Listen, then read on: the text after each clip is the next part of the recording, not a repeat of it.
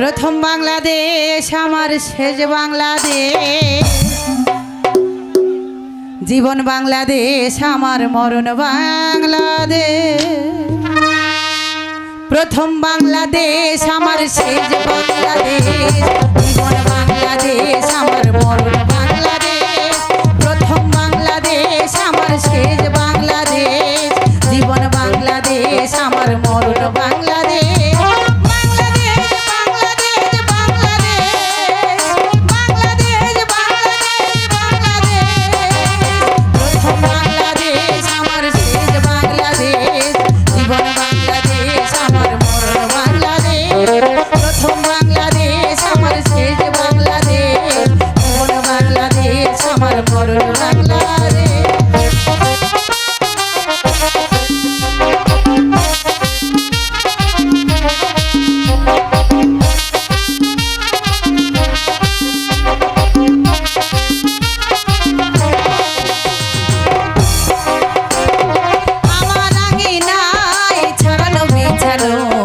সোনা সোনা ধুলি করা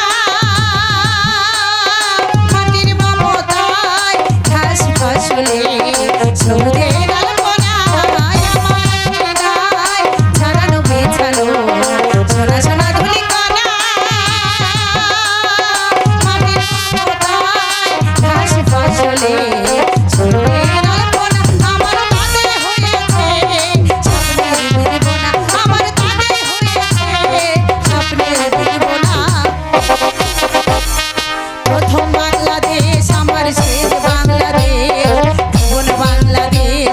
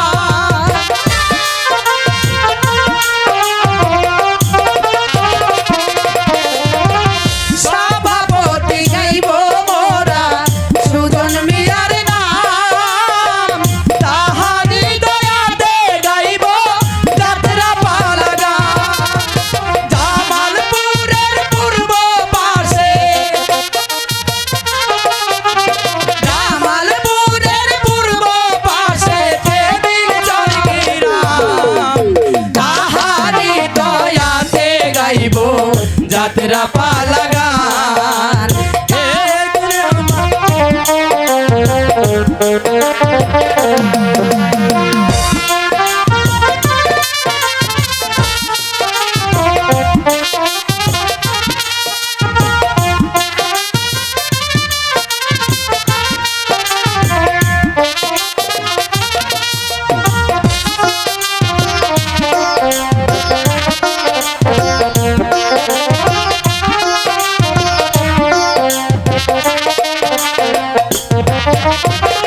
সহসভাপতি গাইব ডক্টর মিয়ার নাম, তাহারি দয়াতে গাইব যাত্রা পালা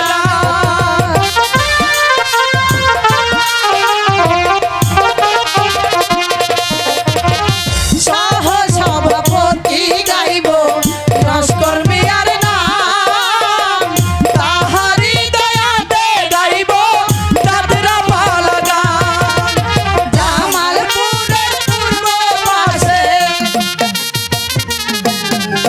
জামালপুরের পূর্ব পাশে প্রেমের স্বর্গের তাহারি দয়াতে গাইব যাত্রা পালা গান তাহারি দয়াতে গাইব যাত্রা পালা গান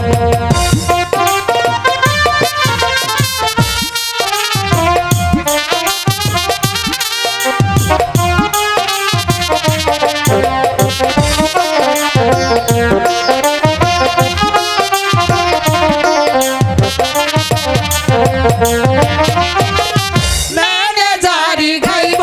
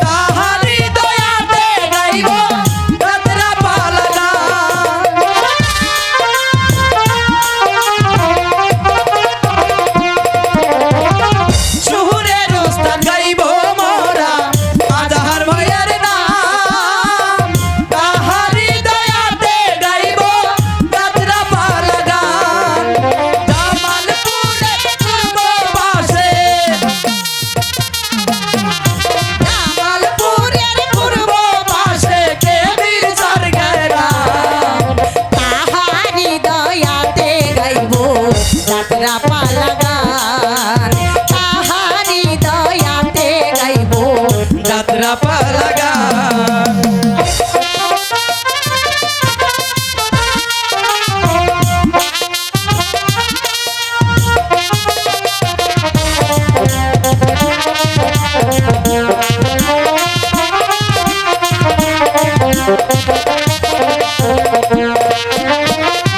ওরে চালো গাইব মোরা জুলফিকার নাম তাহারি দয়াতে গাইব যাত্রা পালা গান।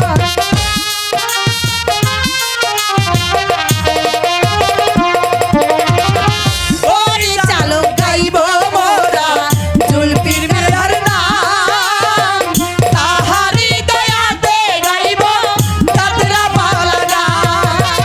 জামালপুরের পূর্ব পাশে জামালপুরের পূর্ব পাশে দেবীর চরকের রাম তাহারি দয়াতে গাইব যাত্রা পালা গান।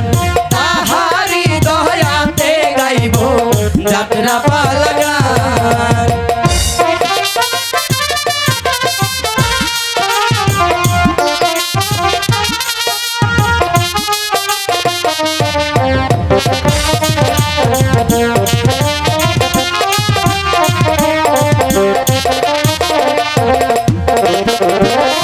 গানের মালিক গাইব মোরা মনির মিয়ার নাম তাহারি দয়াতে গাইব যাত্রা পালা গান।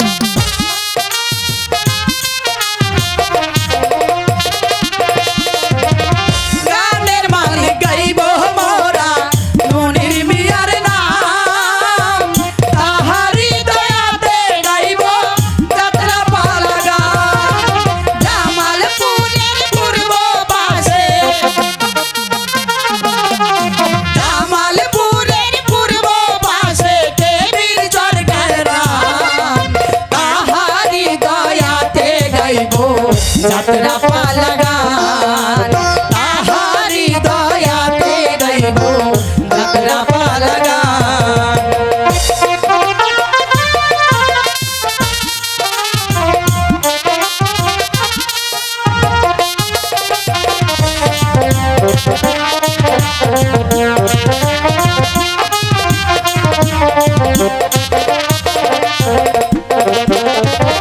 পরিচালক গাইব মোরা তালেব মিয়ার নাম তাহারি চরণে গাব যাত্রা পালা গান।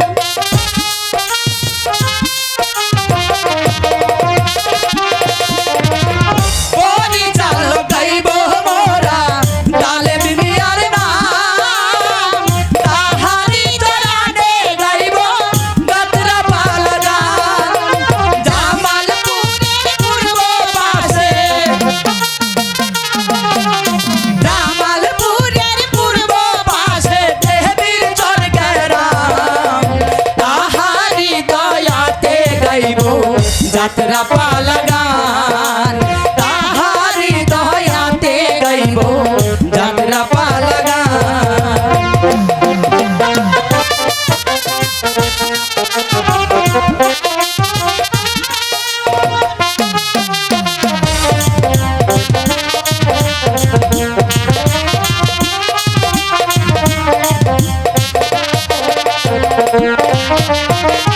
বাঁশির বায়েন গাইব মোরা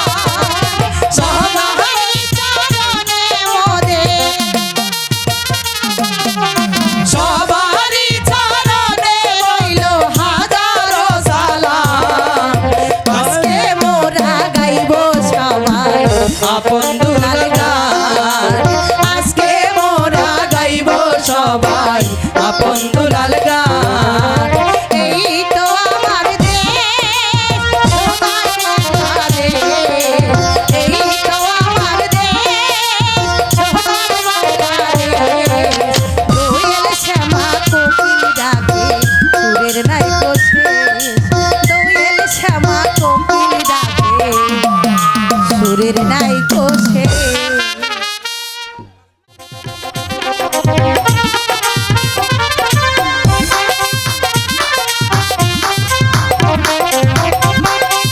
কথাই বলে কথাই জয়, পাপ করলে স্বর্গে যেতে হয়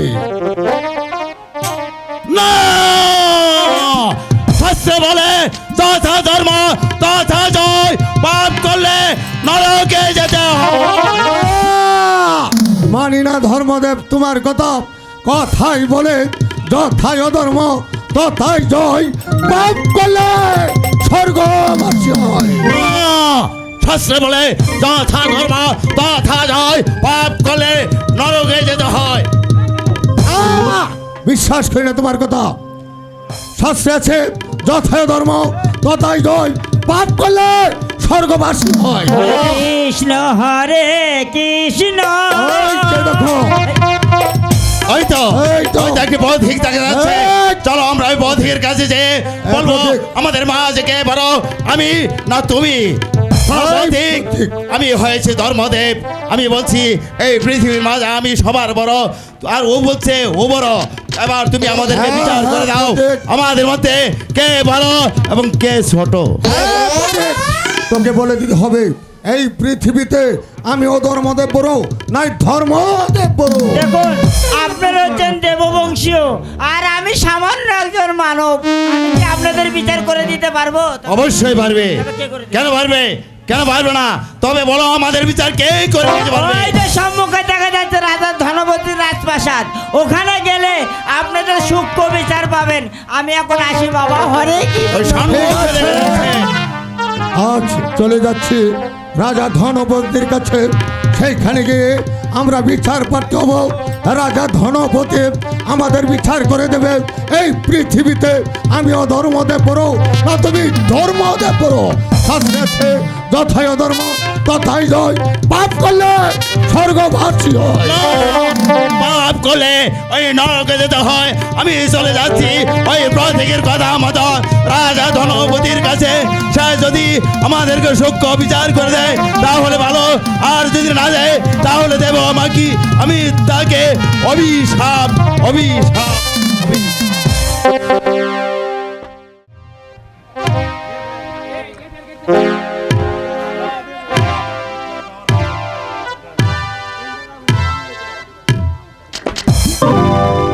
পিতা ধর্ম পিতা স্বর্গ, পিতা হে পরমন্তব্য।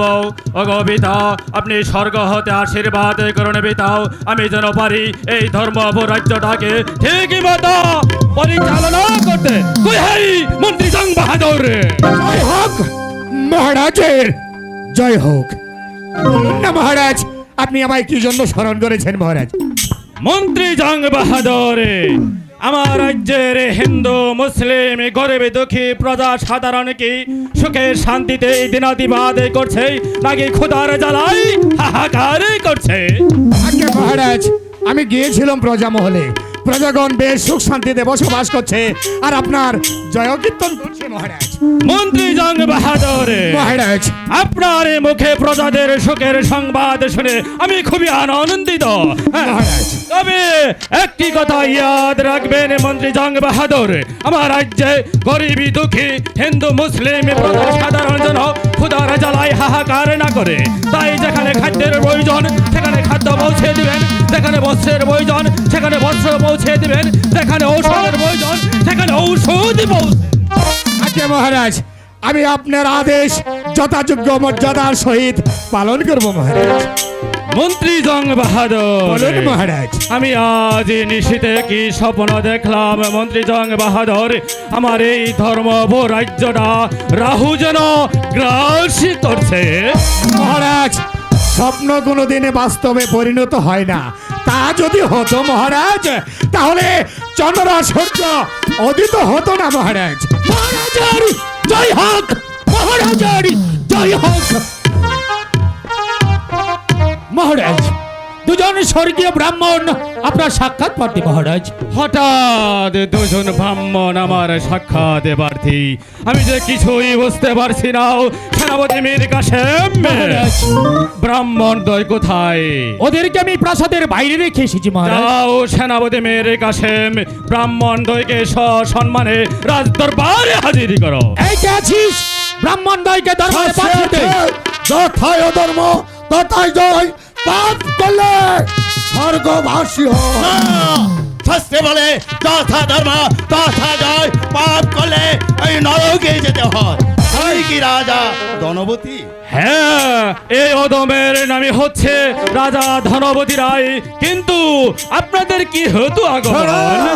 শোনো রাজা ধনপতি, তোমাকে বলে দিতে হবে এই পৃথিবীতে আমি অধর্মদেব পড়ো না ধর্মদেব পড়ো। হ্যাঁ রাজা ধনবতী, আমাদের মাঝে তোমাদেরকে সূক্ষ্ম বিচার করে দিতে হবে। আমি ধর্মদেব, আমি বলছি এই পৃথিবীর মাঝে আমি সবার বড়। আবার তুমি বলে দাও আমাদের মধ্যে কে বড় কে ছোট? ওগো দেববংশী, আপনারা হলেন স্বর্গীয় দেবতা, আর আমি একজন ক্ষুদ্র মানব। মানব হয়ে দেববংশীর বিচার আমি কি করে করব? তবু বিচার করে দিতে হবে আমাদের মাঝে কে বড় এবং কে ছোট। রাজা ধনপতি, তোমাকে সূক্ষ্ম বিচার করে দিতে হবে। যদি আমাদের সূক্ষ্ম বিচার করে দাও তাহলে তোমাকে আমি আশীর্বাদ করবো। বলো এই পৃথিবীতে আমি অধর্মদেব পড়ো না ধর্মদেব পড়ো? মন্ত্রী জং বাহাদুর, বলুন মহারাজ। সেনাপতি মীর কাসেম আলী খান, মহারাজ, দেববংশী আমার কাছে বিচার বাটি হয়ে দাঁড়িয়েছে। এবার আপনারাই বলুন আমি তাদের কি বিচার করব? মহারাজ, আপনি দেবতাগণের কাছ থেকে দুদিনের সময় চেয়ে নিন মহারাজ। এই দুদিনের মধ্যে বুদ্ধি বিবেচনা করে দেখা যাবে এই বিশ্ব ভূমণ্ডলের মধ্যে ধর্মদেব বড় নাকি অধর্মদেব। হ্যাঁ মহারাজ, মন্ত্রী জং বাহাদুর উত্তম কথাই বলেছেন। আপনি ব্রাহ্মণ দয়ের কাছ থেকে দুদিনের সময় চেয়ে নেন। দুদিন ওর আপনার অতিথিশালায় আতিথ্য গ্রহণ করবে। দুদিন পর আসবে আপনার এই রাজ দরবারে, প্রকাশ্য দরবারে আপনি ওদের বিচার করে দেবেন এই পৃথিবীর মাঝে ধর্মদেব বড় না অধর্মদেব বড়। দেববংশী, আপনারা দুদিন আমার অতিথিশালায় আতিথ্য গ্রহণ করুন। দুদিন পর প্রকাশ্যে রাজ দরবারে আপনাদের বিচার করে দেওয়া হবে যে এই পৃথিবীতে কে বড় আর কে ঠিক ছোট। আছে রাজা ধনপতি, আজ আমরা চলে যাচ্ছে তোমার আতিথ্যশালায় আতিথ্য গ্রহণ করতে। আর তারপর আগামী কল্য আসবো, তুমি আমাদের সূক্ষ্ম বিচার করে দিবে। বলবে এই পৃথিবীতে আমি অধর্মদেব পড়ো না ধর্মদেব পড়ো। যদি তুমি আমার সূক্ষ্ম বিচার করে না দিতে পারো তাহলে তোমাকে এমন অভিশাপ দেব যে অভিশাপে তোমার সোনার রাজ্যটা চলে পুরে ছারখার হয়ে যাবে। শাস্ত্রে আছে যথায় ধর্ম তথায় জয়, পাপ করলে স্বর্গবাসী। রাজা ধনবতী, তোমার কথা মতো তোমার অতিথিশালায় চলে যাচ্ছি আতিথ্য গ্রহণ করার জন্য। দুদিন তোমার অতিথিশালায় আতিথ্য গ্রহণ করব, আবার দুদিন পর তোমার এই রাজ দরবারে চলে আসবো।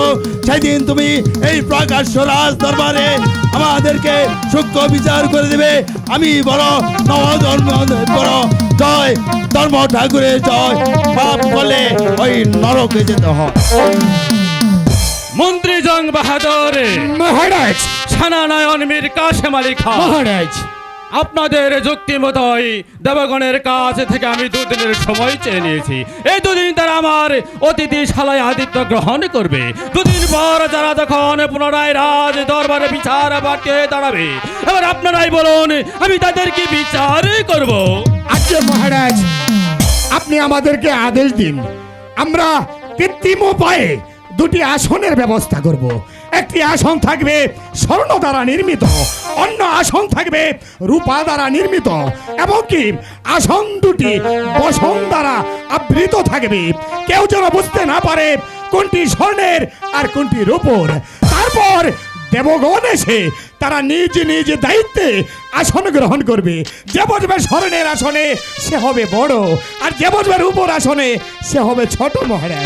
উত্তম উত্তম কথাই বলেছেন বিচক্ষণ মন্ত্রী জং বাহাদুর মহারাজ। আপনার অনুমতি পেলে আমরা দুটি আসনের ব্যবস্থা করব। একটি হবে স্বর্ণের, অপরটি হবে রূপোর। যে বসবে স্বর্ণের আসনে সেই হবে বড়, আর যে বসবে রূপোর আসনে সেই হবে ছোট মহারাজ। ঠিক আছে মন্ত্রী জং বাহাদুর মহারাজ, সেনাপতি মীর কাসেম আলী খান মহারাজ, সেই আসন দুটি দায়িত্বভার আমি আপনাদের উপর ন্যস্ত করলাম। রাজ কার্য পরিচালনা করতে করতে আমি খুবই ক্লান্ত, তাই রাজ দরবার আজকের মতো এখানে সমাপ্ত ঘোষণা করলাম। তাই চলুন মহারাজ।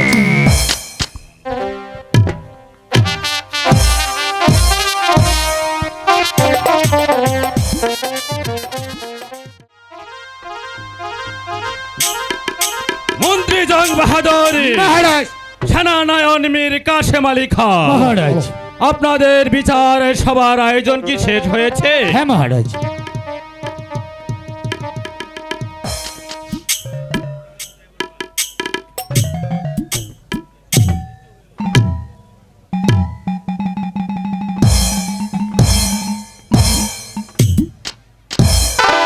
মন্ত্রী জং বাহাদুর মহারাজ, সেনানায়ক মীর কাসেম আলী খান মহারাজ। আপনাদের বিচার সবার আয়োজন তো শেষ হয়েছে, কিন্তু ফরিয়াদিগণ এখনো আসছে না কেন? মহারাজ, দেবতাই যখন আপনার কাছে বিচার রেখে গিয়েছে অবশ্যই এখনই চলে আসবে মহারাজ। শাস্ত্রে আছে যথায় অধর্ম তথায় জয়, পাপ করলে স্বর্গবাসী হয়। না রাজা ধনপতি, তুমি আমাদের কাছ থেকে দুদিনের সময় চেয়ে নিয়েছিলে। আমরা দুদিন পর তোমার আতিথ্য অতিথিশালা আতিথ্য গ্রহণ করেছি। এবার তোমার দরবারে এসেছি, আমাদেরকে সূক্ষ্ম বিচার করে দাও। হ্যাঁ, রাজা ধনপতি, তোমরা আমাকে দুদিনের সময় দিয়েছিলে, দুদিন পরে এসেছি। তুমি বলে দিবে এই পৃথিবীতে আমি অধর্মতে পড়ো না ধর্মতে পড়ো। ওগো দেববংশী, আমি তো পূর্বেই বলেছি আপনারা হলেন স্বর্গীয় দেবতা, আর আমি একজন ক্ষুদ্র মানব। মানব হয়ে স্বর্গীয় দেবতার বিচার আমি কি করে করব? তবে হ্যাঁ, যথাসাধ্য মতে আপনাদের জন্য দুটি আসনের ব্যবস্থা করা হয়েছে। আপনারা যার যার আসন গ্রহণ করুন। অধর্মদেব, তুমি তোমার আসন বেছে নাও।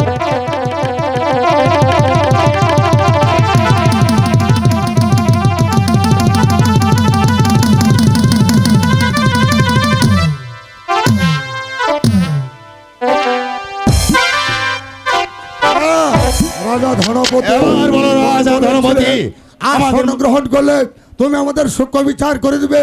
বলো এই পৃথিবীতে আমি অধর্মতে পড়ো না ধর্মতে পড়ো। হ্যাঁ বলো রাজা ধনপতি, আমাদের মাঝে কে বড় এবং কে ছোট? ওগো দেববংশী, আপনাদের বিচার আমি আর কি করব? আপনাদের যার যার আসনের দিকে লক্ষ্য করলেই বুঝতে পারবেন এই পৃথিবীতে কে বড় আর কে ছোট।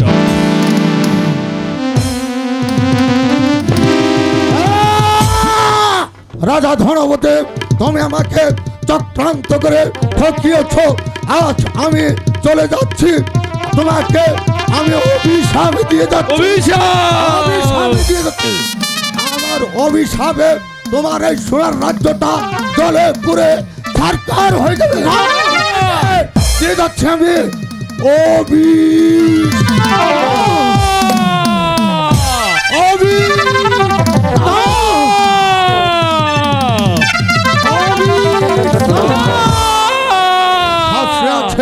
যথায় ধর্ম তথায় জয়, পাপ করলে স্বর্গবাসী হয়। রাজা ধনপতি, কোনো ভয় নেই রাজা ধনপতি। অধর্মদেব তোমাকে দিয়ে গেছে অভিশাপ, আর আমি ধর্মদেব দিয়ে যাচ্ছি তোমাদেরকে প্রাণ ঢালা আশীর্বাদ। আমার আশীর্বাদকে বুকে চেপে ধরে ওই চলন্ত চিতায় যেতে তুমি কুণ্ঠিত হবে না, এমনকি তুমি তোমার রাজ্য চালাতেও তুমি ভয় পাবে না। আমি চলে যাচ্ছি 12 বৎসরের জন্য ওই তীর্থ পর্যটনে। 12 বৎসর পর ফিরে এসে আমি আবার তোমাকে আমার বুকে টেনে নেব, কেননা তুমি যে নেই বিচারক। জয় ধর্ম ঠাকুরের জয়। মন্ত্রী জং বাহাদুর, মহারাজ সেনাপতি মীর কাশেম আলী খান। মহারাজ ও ধর্মদেব দিয়ে গেল আমাকে অভিশাপ, আর ধর্মদেব দিয়ে গেল আমাকে প্রাণে ডালা আশীর্বাদ।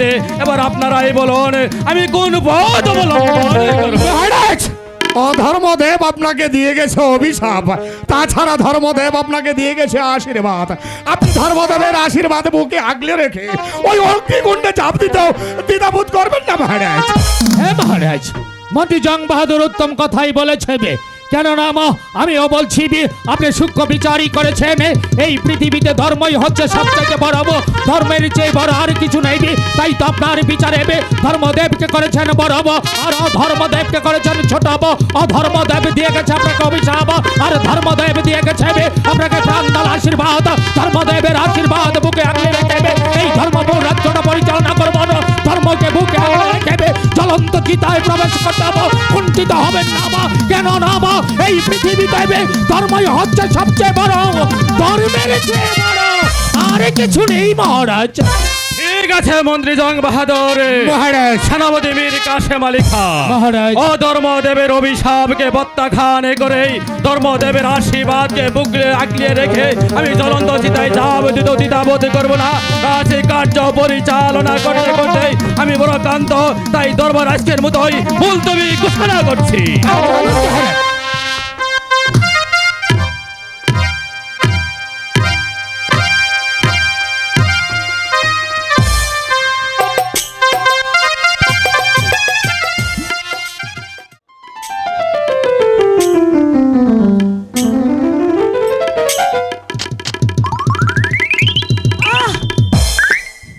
দাসী, কি আমার মাথাটা ঘুরছে, রানীমা? পাউটা ধুলছে, আমার কিছুই ভালো লাগছে না। দাসী, আমি এখানে একটু বসি। দাসী, তুমি দাও দাসী, মহারাজকে পাঠিয়ে দাও। ঠিক আছে রানীমা, আমি তাই যাচ্ছি।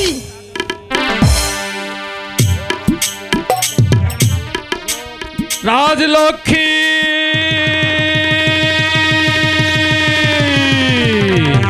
রাজলক্ষ্মী, রাজলক্ষ্মী, তুমি অমন করছো কেন? রাজলক্ষ্মী, তোমার কি হয়েছে? মহারাজ, হ্যাঁ বলো। আজ নিশীতে আমি যে স্বপ্ন দেখেছি মহারাজ, কে যেন আমাকে বলছে, ওরে রাজলক্ষ্মী তুই চলে আয়, তুই চলে আয়। মহারাজ,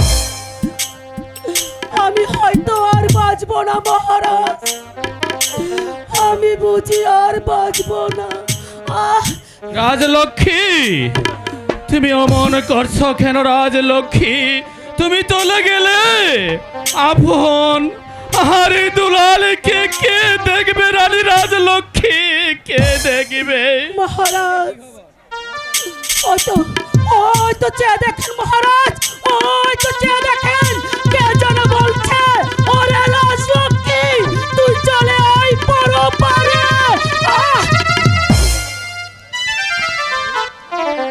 মহারাজ, আমাকে আমাকে আমাকে শক্ত করে ধরেন মহারাজ, আমাকে শক্ত করে ধরো মহারাজ। আমার একটি কথা রাখবেন মহারাজ। বলো রানী, তুমি কি বলতে চাও? তুমি যা বলবে তা আমি অক্ষরে অক্ষরে পালন করব। মহারাজ, আমি মরার পরে আপনি আর দ্বিতীয় দ্বার গ্রহণ করবেন না, আর আমার আপন আর দুলালকে আপনি সুশিক্ষায় শিক্ষিত করে তুলবেন। বলুন বলুন মহারাজ, বলুন। আপনি আমাকে কথা দিন। ঠিক আছে রানী রাজলক্ষ্মী, আমি তোমার ঘাই স্পর্শ করে শপথ করে বলেছি, তুমি মরে গেলে তোমার আপন দুলালকে আমি লেখাপড়া শিখিয়ে সুশিক্ষায় শিক্ষিত করে তুলব।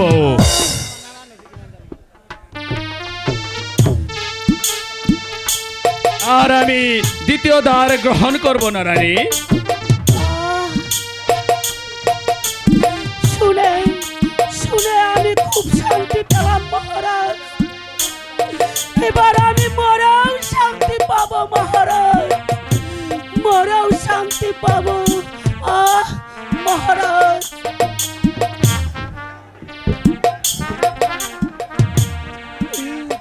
মহারাজ, সেনাপতি মীর কাসেম আর আপন দুলালকে একটু আনুন মহারাজ। ঠিক আছে রানী রাজলক্ষ্মী, এই কে আছিস? সেনাপতি মীর কাসেমকে রাজ দরবারে পাঠিয়ে দে। হঠাৎ করে মীর কাসেমের তলব কেন? কি হয়েছে? এ কি মহারাজ, এ আমি কি দেখতে পাচ্ছি মহারাজ? আপনি সিংহাসন উপবিষ্ট, দেবী রানী রাজলক্ষ্মী অসুস্থ, একটি বারের জন্য এই মুসলিমকে হুকুম করো না আমি রাজপুত্রের ব্যবস্থা করি। না সেনাপতি মীর কাসেম, রানী রাজলক্ষ্মী তোমাকে ডেকেছে, তুমি শোনাচ্ছে কি বলে। ভাই মীর কাসেম, দেবী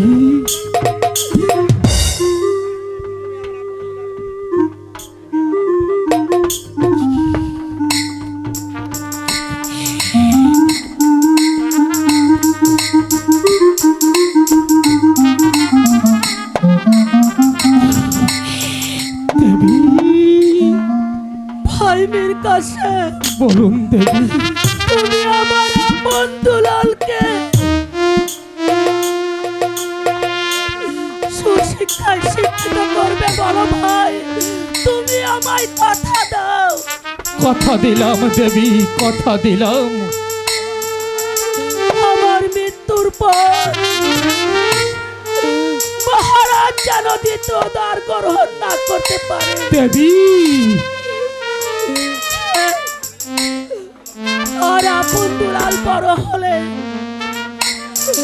আপনকে করবে এই রাজ্যের রাজা, আর দুলালকে করবে প্রধান সেনাপতি। ওগো দেবী, হে ভাই মীর কাসেম, শিশুকালে আমি আমার গর্ভধারিণী মাকে হারিয়েছি, বাল্য কৌশলে হারিয়েছি আমার জন্মদাতা পিতাকে। দুমুঠো অন্যের জন্য আমি রাস্তায় রাস্তায় ঘুরেছি, কেউ আমার মুখে এক মুঠো অন্ন তুলে দেয়নি, সবাই আমাকে দূর দূর করে তাড়িয়ে দিয়েছে।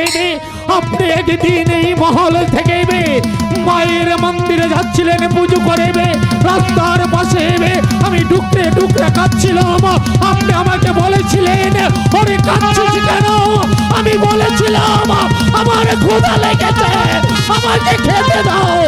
সেই দিন এই মুসলিমকে মুসলিম বলে ঘেন্না না করে নিজের ভাই বলে আপনার বুকে স্থান দিয়ে বলেছিলেন ওরে আজ থেকে আমি তোর মায়ের মতো লেখাপড়া শিখিয়ে আমাকে মানুষের মতো মানুষ করেছেন, এই রাজ্যের প্রধান সেনাপতি দেবে মহল করেছেন। ও দেবী, আমি আপনাকে কথা দিচ্ছি আমি বেঁচে থাকতে আপন দুলালের গায়ে একটা কাঁটার আঁচল লাগতে দেব না, আর আমি বেঁচে থাকতে মহারাজকে কোনোদিন দ্বিতীয় দ্বার গ্রহণ করতে দেব না। শুনতে খুব শান্তি পেলাম ভাই। দেবী কই আমার আপন দুলালকে একটু আনো ভাই। ঠিক আছে দেবী, আমি এখনই আপনার দুলালকে নিয়ে আসছি।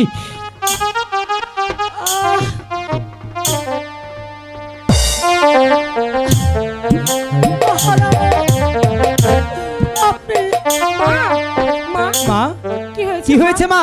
আপনি এমন তুমি এমন করছো কেন মা? পিতা, মায়ের কি হয়েছে? না পাপি, আমার কিছু হয়নি। মা, তাহলে তুমি অমন করছো কেন মা? পিতা, আমার মার কি হয়েছে? ওরে আপন, ওরে দুলাল, তোদের মাঝে অসুস্থ বাবা।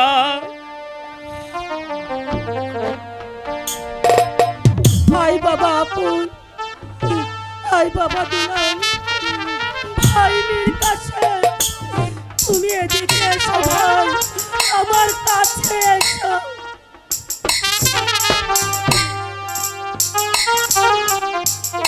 দেবীর কাছে আমার সবচেয়ে মূল্যবান সম্পদ আমি তোমার হাতে তুলে দিলাম। দেবী তুমি তাদেরকে দেখে রেখো। আশীর্বাদ করবেন দেবী, আশীর্বাদ করবেন। আপনার দেওয়া এই দুটি অমূল্য রত্ন যেন এই বুকের মাঝে আগলিয়ে রাখতে পারি। যাও পাপি, তোমরা খেলাধুলা করো কি?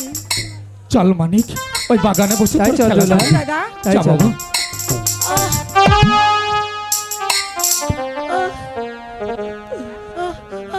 মহারাজ, আমাকে আমাকে শক্ত করে ধরুন। আমাকে দেবী হরে কৃষ্ণ, দেবী। হরে রাম। মহারাজ, মহারাজ, মহারাজ, মহারাজ, হরে কৃষ্ণ। রাজলক্ষ্মী, রাজলক্ষ্মী, রাজলক্ষ্মী!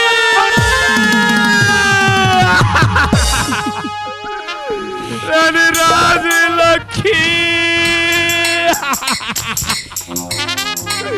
তুমি আমাকে এই বিপদের মাঝে একা রেখে তুমি চলে গেলে রানী রাজলক্ষ্মী। না মহারাজ, না।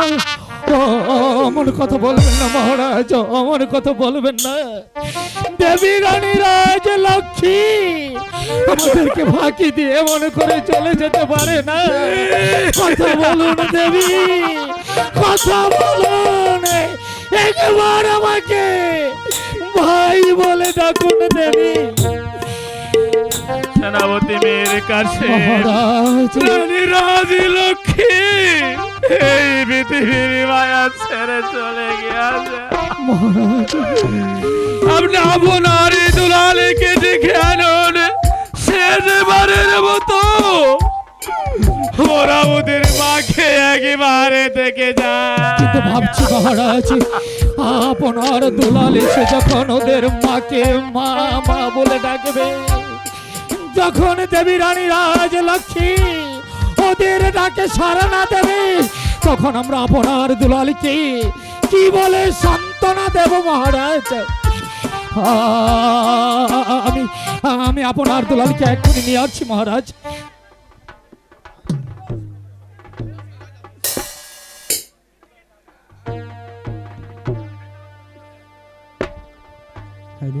পিতা, হ্যালো, সাউন্ড পিতা, পারবো।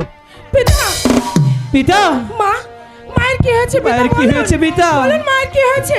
মা, কথা মা বলো, গো, মা, কথা বলো মা। পিতা, মা কেন কথা বলছে না?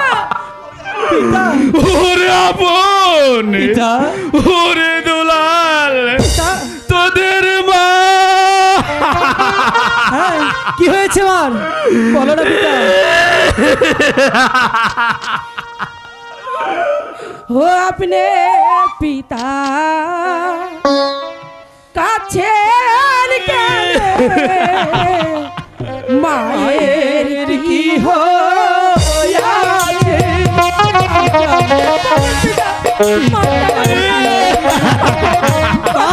কথা বলো মা।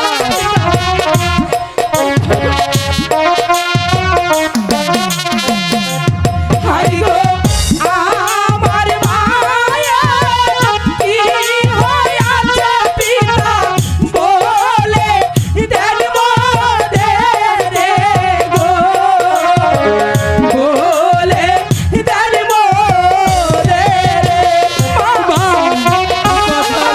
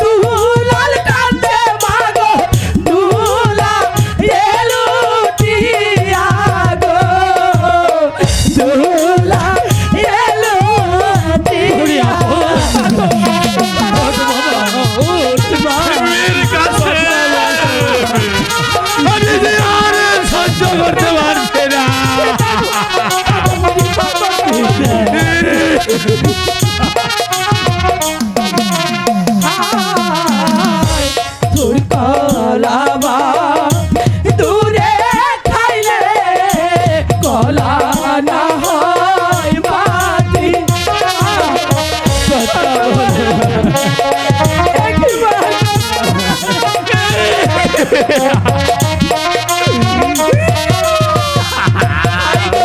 শিশুকালে মা মরিলে বিনা ছেলে হয় দুর্গতি গো ছেলে হয় দুর্গতি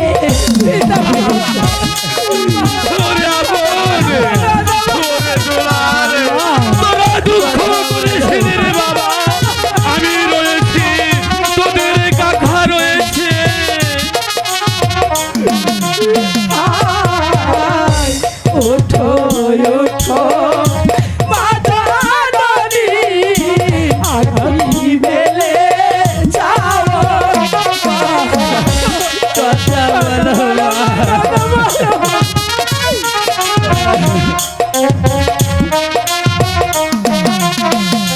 হাই গো তোমার আপন দুলাল কাঁদে মাগো দুলা এলুটে গো দুলা এলুটে দুলা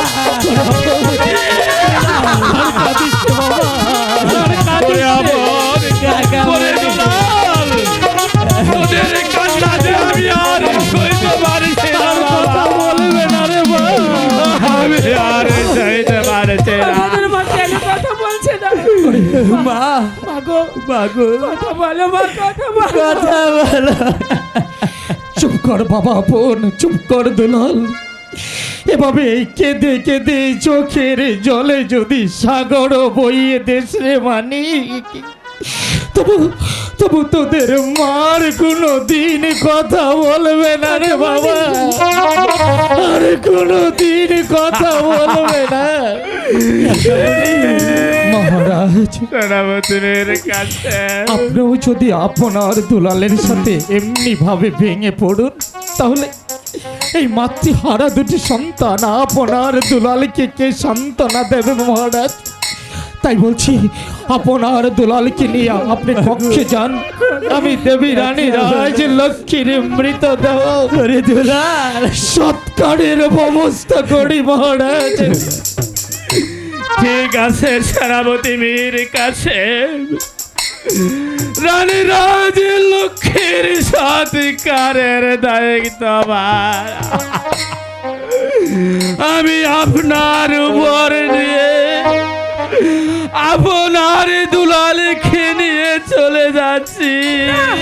আমরা মাকে ছেড়ে কিছুতেই যাবো না ওরে আপনি, ওরে দুলাল, তোরা কেন বুঝতে পারছিস না বাবা? তোদের মাঝে আর কোনো দিন ফিরে আসবে না বাবা। আমরা বিশ্বাস করি না মা, আমরা মাকে ছেড়ে কোথাও যাবো না। কথা বলো মা। আয় বাবা আপন, আয় বাবা দুলাল, যাবো না, যে চলে গেছে যাবো না। সে যে আর কোনোদিন ফিরে আসবে না। মহারাজ, যা বাবা যা। সত্যি সত্যি দেবী রানী রাজলক্ষ্মী আমাদেরকে ছেড়ে চলে গেছে। সেনাপতি মেয়ের কাছে মহারাজ, রানী রাজ লক্ষ্মীর সৎকার যেন সুন্দর সুষ্ঠুভাবে হয়, আমি আপন হারে দুলালকে নিয়ে চলে যাচ্ছি। আয় বাবা, ছেড়ে দাও, আমরা যাবো না। আয় বাবা দুলাল।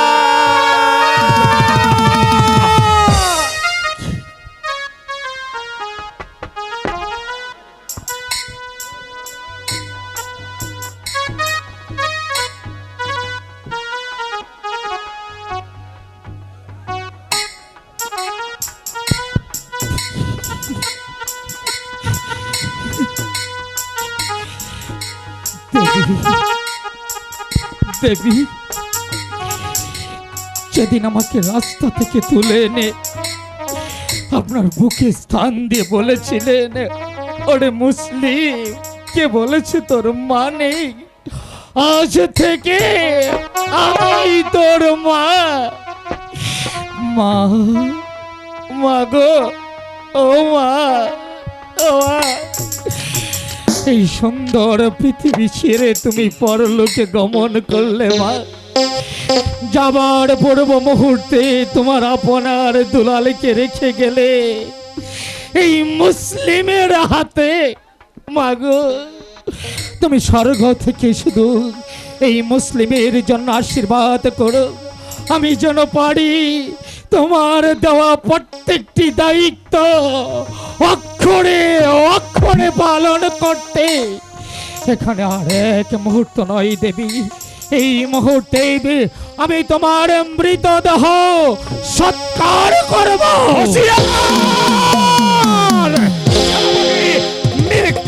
মালিকা, কে কে তুমি? আমি মন্ত্রী জং বাহাদুর। মন্ত্রী বাহাদুর, আপনি হঠাৎ এখানে কি মনে করে?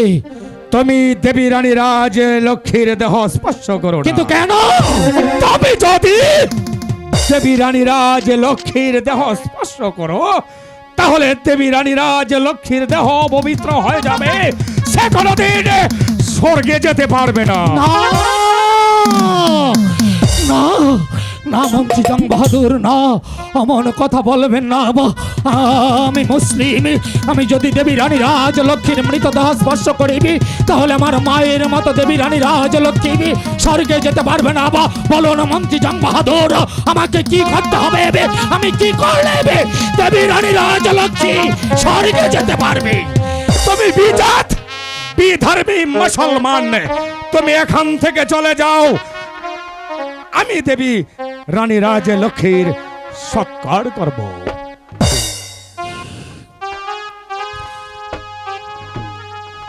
বেশ, আপনার কথা মতো আমি চলেই যাচ্ছি মন্ত্রী জং বাহাদুর। মন্ত্রী জং বাহাদুর, বলে যাও, যাবার কি বলবে আমাকে? মুহূর্তে আমি আপনাকে দুটি কথা বলে যেতে চাই। বলো, তুমি কি বলবে? ভালো করেই জানেন, রাস্তা থেকে তুলে এনে দেবী রানী রাজ লক্ষ্মী আমাকে নিজ হাতে আমার মুখে খাবার তুলে দিয়েছে, লেখাপড়া শিখিয়ে মানুষের মতো মানুষ করেছে, এই রাজ্যের প্রধান সেনাপতি পদে বহাল করেছে। আজ আপনি বলছেন আমি যদি দেবী রানী রাজ লক্ষ্মীর মৃতদেহ স্পর্শ করিবি, তাহলে দেবী রানী রাজ লক্ষ্মী স্বর্গে যেতে পারবে না। তাই তো আমার মায়ের মতো দেবী রানী রাজ লক্ষ্মীর মৃতদেহ এখানে রেখে এখান থেকে চলে যাচ্ছি। যদি এই মৃতদেহটা আবার শ্মশানে নিয়ে ভালোভাবে সৎকার করা হয় তবে ভালো, আর যদি এই মৃতদেহ নিয়ে কোন রকম ছল চাতুরি বা চক্রান্ত করার চেষ্টা করে নেয়, তাহলে একটি কথা মনে রাখবেন, এই ধর্মপুর রাজ্যের প্রত্যেকটা প্রজা আপনাকে ক্ষমা করবে, স্বয়ং মহারাজ আপনাকে ক্ষমা করবে। কিন্তু মুসলিম যুবক সেনাপতি মীর কাসেমের এই হাতিয়ার কোনদিন আপনাকে ক্ষমা করবে না। অতএব হুঁশিয়ার, তুম বহুত বহুত হুঁশিয়ার মন্ত্রী জং বাহাদুর। বহুত হুঁশিয়ার।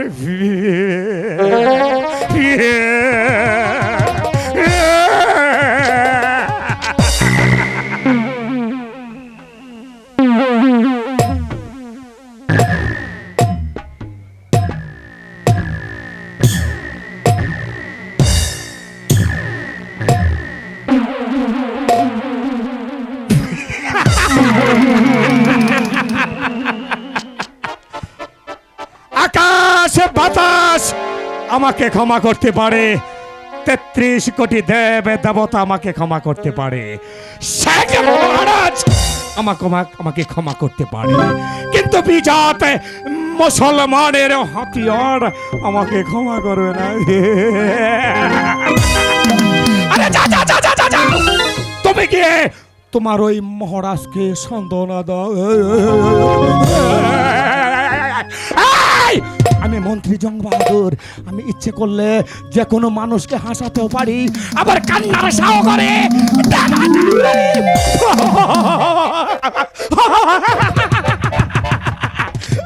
আমি কি করবো?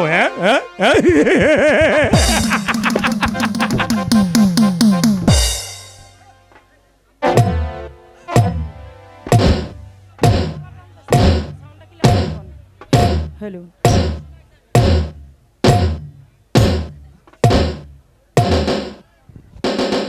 এই!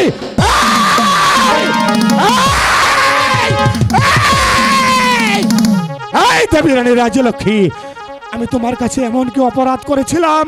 আমি তো তোমার স্বজাতি ছিলাম। আমি তোমার স্বজাতি থাকা সত্ত্বেও তুমি তোমার দুটি সন্তান আপনার দুলালকে সুপে দিয়ে গেছো একটা বিজাত মুসলমানের হাতে।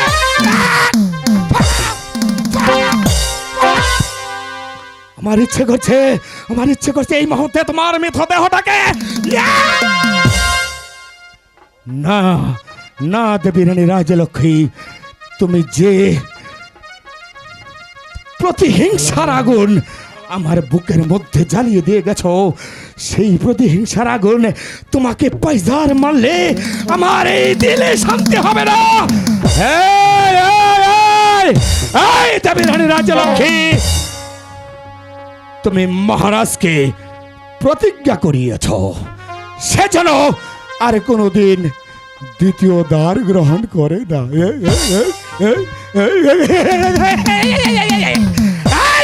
রাজলক্ষ্মী, প্রথম কাজ হবে রাজা ধনপতি ধীরাজকে দ্বিতীয় দ্বারে গ্রহণ করানো, আর তখনই গড়ে আসবে শতমা।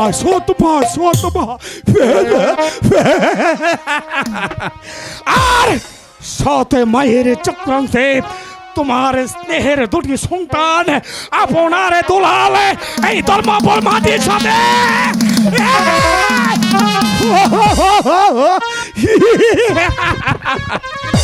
এই দেবী রানী রাজলক্ষ্মী,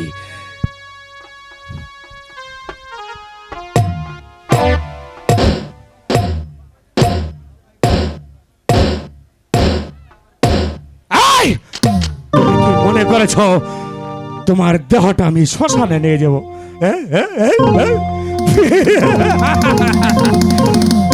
এই দেবী রানী রাজলক্ষ্মী, আমি তোমাকে শ্মশানে নেব না। আমি তোমার দেহটা ফেলে দেব ওই নর্দমার স্তপে। সেখান থেকে শৃগালে শকুনে তোমাকে টেনে বক্ষণ করবে, আর আমি দূর থেকে দাঁড়িয়ে আমি আমার মনের উল্লাসে হাঁটব।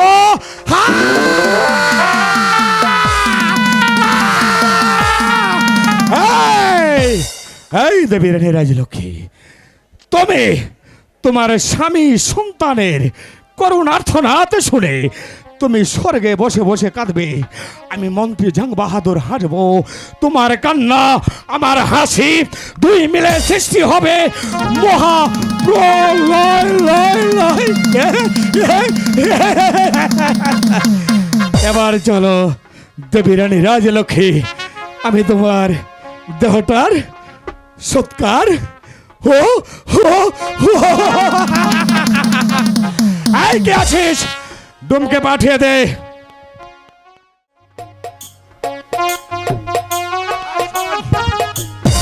একটা কথা মনে রাখবি, এই দেবী রানী রাজলক্ষ্মীর দেহটা ওই নর্দমার স্তপে ফেলে দিবি। যদি আমার কথা মতো কাজ না হয় তাহলে এই দেবী রানী রাজলক্ষ্মীর মতো আমি তোকে ঘুম পাড়িয়ে দেব, কথাটা যেন মনে থাকে। মাগো, তুমি কোথায় মা? তুমি কোথায়? তোমাকে ছাড়া আমার যে কিচ্ছু ভালো লাগে না মা, আমার যে কিচ্ছু ভালো লাগে না।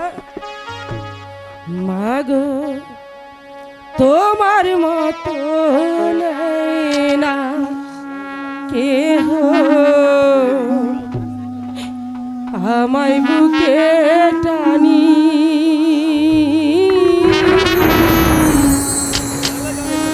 আচল দিয়া মোছে না কে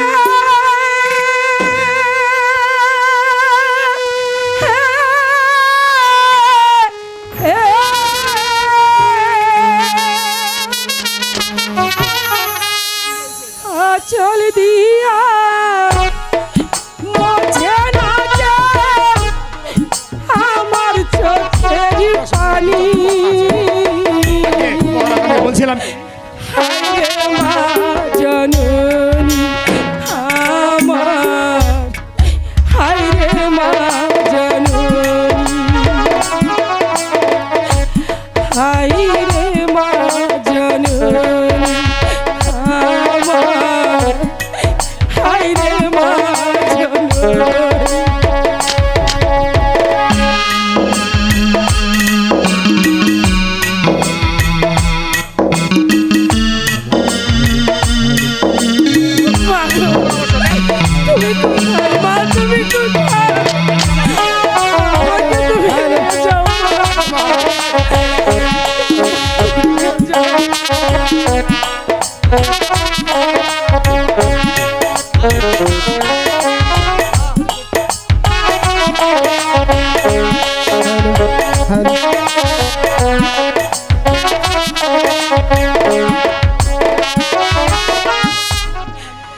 চইলা গেলা কোন জানা আমায় নিলানা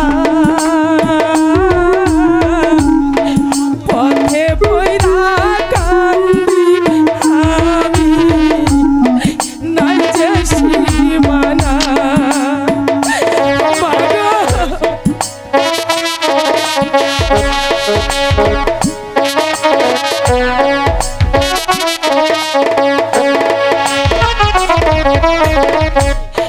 থুয়া গেলা কোন জানা আমায় নিলানা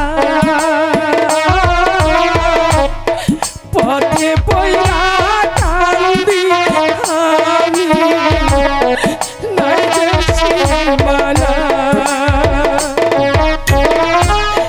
জীবন আমার যাইব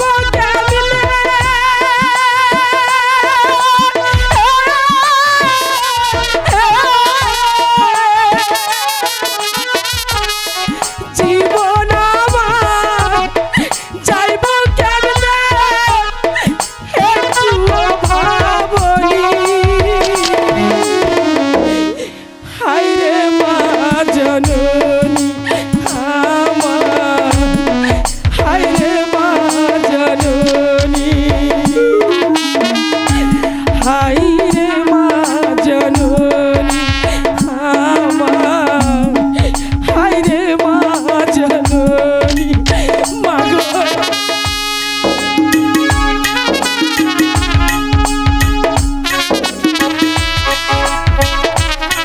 তুমি কোথায় মা তুমি কোথায়?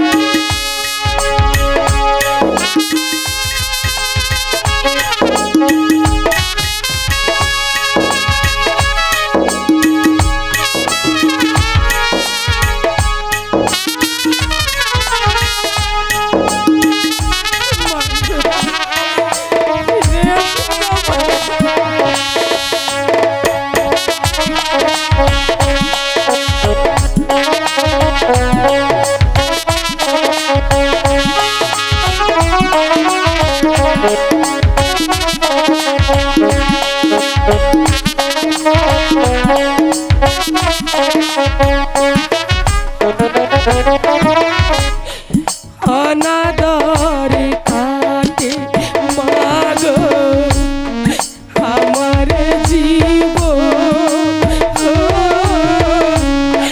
ভাগ্য দোষে রইল বাবা দূরে দেখো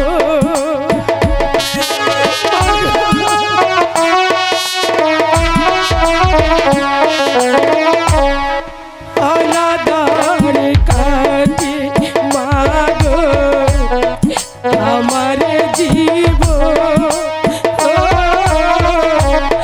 ভাগ্য দোষে রইল বাবা দূরে দেখো তুমিও না বাবাও না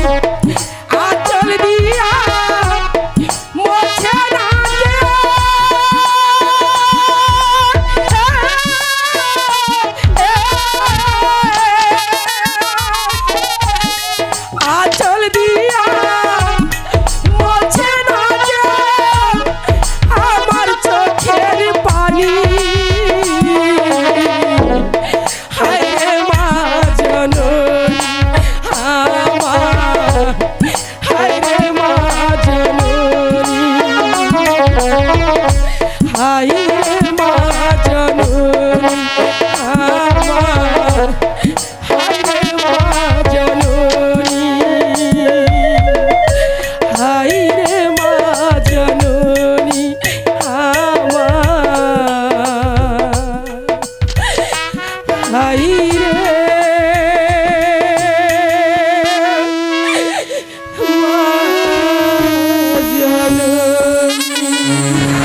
ওরে দুলাল, দাদা দুলাল, তুই মায়ের এখানে কাছে কাঁদছিস রে যাব দুলাল। আমি মায়ের কাছে যাব ওরে দুলাল, যে চলে যায় সে যে আর কোনো দিনই ফিরে আসে না রে দুলাল, সে যে আর কোনো দিনই ফিরে আসে না।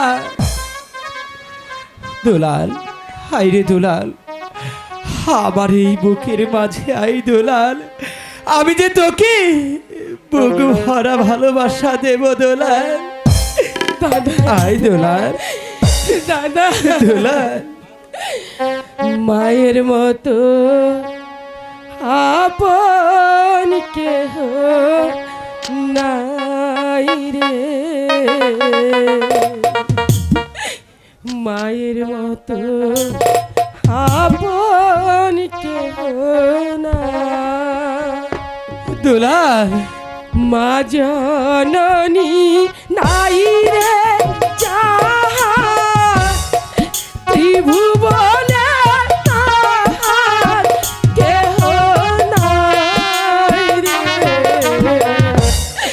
মায়ের মতো আপন কেহ নাই দাদা মায়ের মতো আপন কেহ নাই দুলাল, ওরে দুলাল, তুই কাঁদিস না রে দুলাল। তুই ছাড়া আমার যে আর কেউ নেই রে দুলাল, তুই কাঁদিস না দুলাল।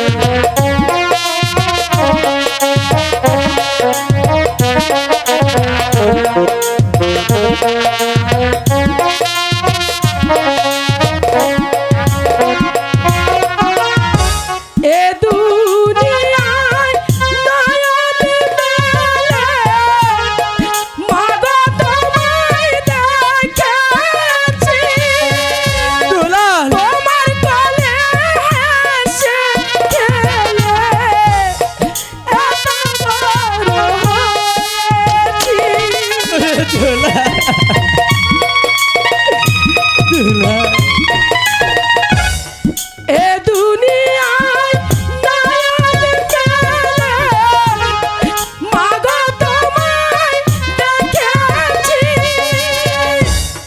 তোমার কোলে হেসে খেলে তোমার বুকে কেঁদেছি তাই তো বলি তোমার মতো দরদি কেউ নাই রে মায়ের মতো আপন কেহ নাই দাদা মায়ের মতো আপন কেহ নাই দাদা গো তুই আর কাঁদিস না রে দুলাল। মায়ের কাছে যাব। তুই যদি এভাবে কাঁদিস আমি কিভাবে থাকবো রে দুলাল?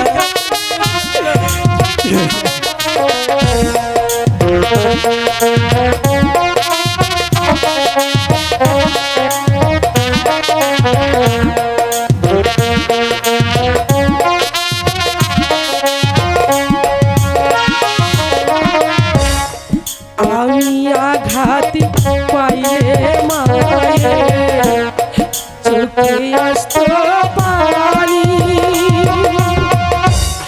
সেই পানিতে মুছা যাইতো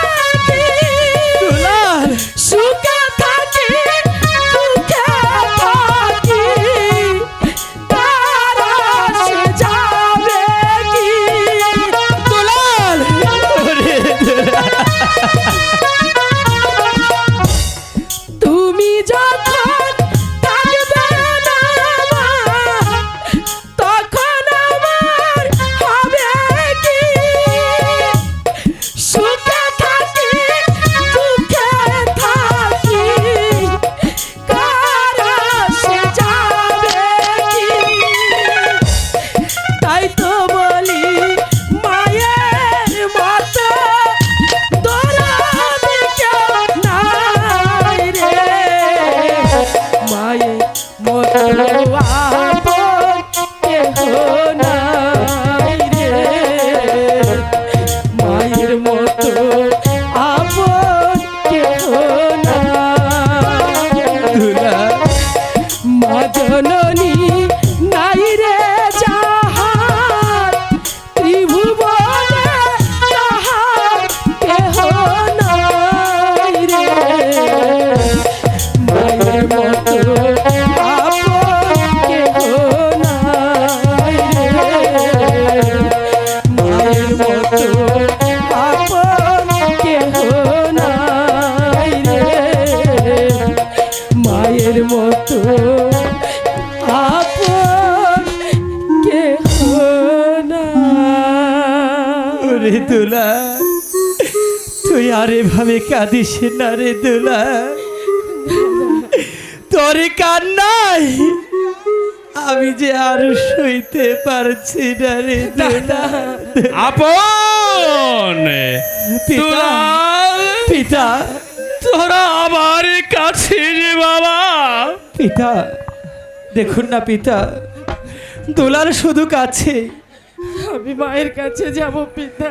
ওরে দুলাল, কেন তোরা বুঝতে পারছিস না মা যে কারো চিরদিন বেঁচে থাকে না রে বাবা। আজ তোদের মা চলে গেছে, দুদিন পর হয়তো আমিও চলে যাব রে বাবা। এই কথা আপনি বলবেন না পিতা। কিন্তু তোদের যে এই ধর্মপুর রাজ্য পরিচালনা করতে হবে, তাই বলছি তোদের লেখাপড়া শিখে জ্ঞান অর্জন করা প্রয়োজন। এই কে আছিস, সেনাপতি মীর কাসেমকে রাজ দরবারে পাঠিয়ে দে। মহারাজ, সেনাপতি মীর কাসেম, মহারাজ, তুমি রানী রাজ লক্ষ্মীর মৃত্যুর সময় রানী রাজ লক্ষ্মীর গায়ে সে বর্ষা করে কথা দিয়েছিলে আপনার দুলালকে লেখাপড়া শিখিয়ে মানুষের মতো মানুষ করে তুলবে। ভুলিনি মহারাজ, ভুলিনি। দেবী রানী রাজ লক্ষ্মীর কাছে দেওয়া প্রতিশ্রুতি আমি এখনো ভুলে যাইনি মহারাজ।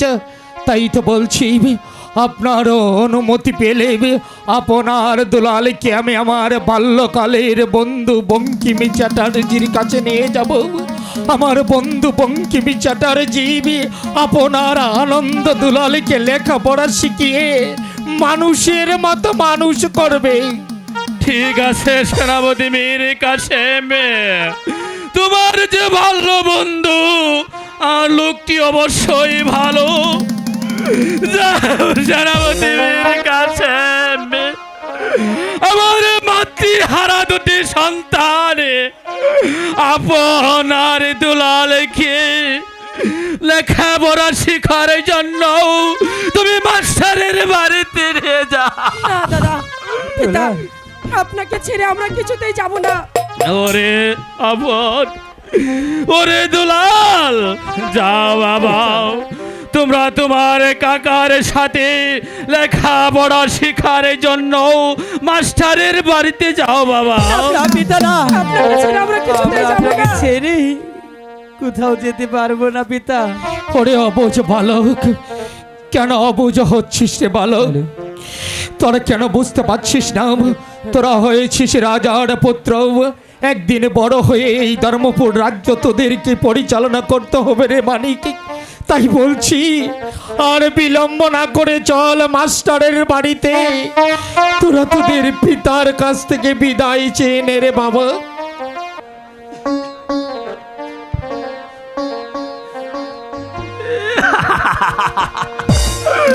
বিদায় দেন বিদায় দেন পিতা, বিদায় দেন মোদের আপন দুলাল,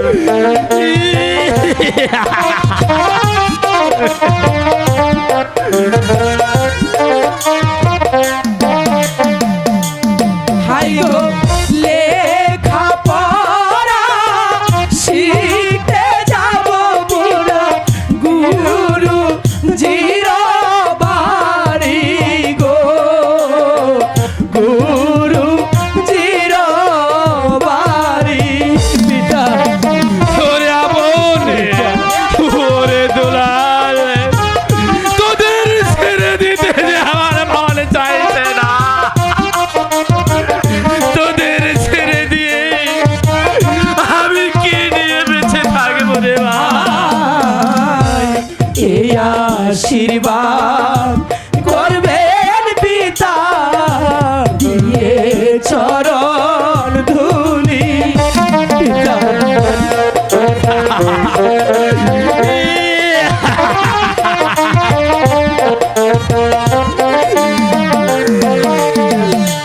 হাই গো ফিরে এসে নিতে পারি যেন আপনার চরণ ধুলি গো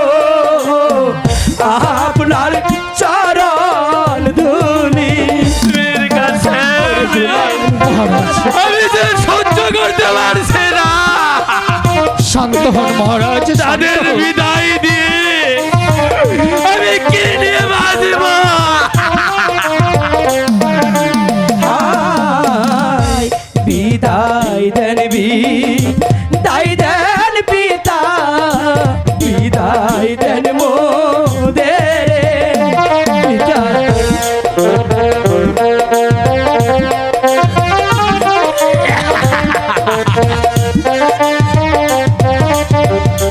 হাই গো লেখা পড়া শিখতে যাব পিতা গুরু জিরা বাড়ি গো গুরু জিরা বাড়ি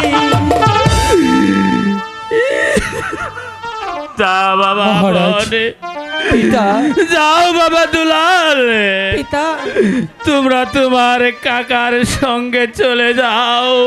পিতা এবার আমাদের কি আপনি হাসি মুখে বিদায় দিন পিতা আমরা গুরুজির কাছে লেখাপড়া শিখতে যাব যাও বাবা দুলাল, যাও বাবা আপনে, তোমরা তোমার কাকার সঙ্গে চলে যাও। চল মানিক চল, আর বিলম্ব নয়, তোদের লেখাপড়া শিখতে হবে, মানুষও হতে হবে, তাই বলছি আর বিলম্ব না নিয়ে এই মুহূর্তে চল চলে যাব মাস্টারের বাড়িতে। বিদায় তাই পিতা চলুন। বিদায় বিদায় পিতা বিদায় বিদায় বিদায় পিতা হাই গো ফিরে এসে নিতে পারি যেন আপনার চরণ ধুলি গো আপনার চরণ ধুলি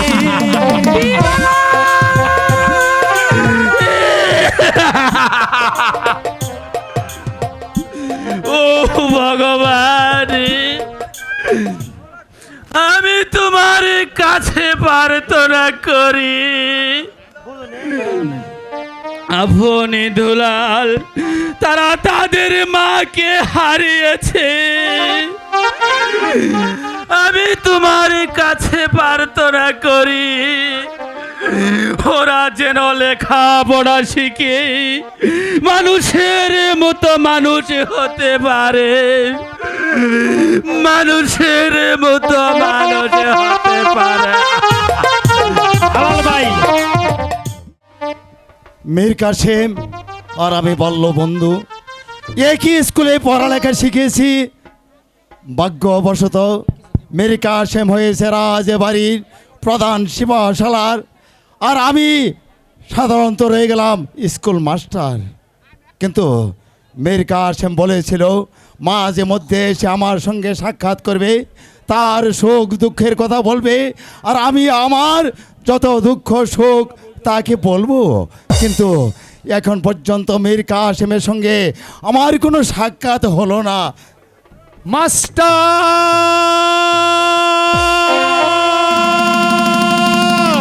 কি কার কণ্ঠস্বর আমি শুনতে পাচ্ছি? মাস্টার,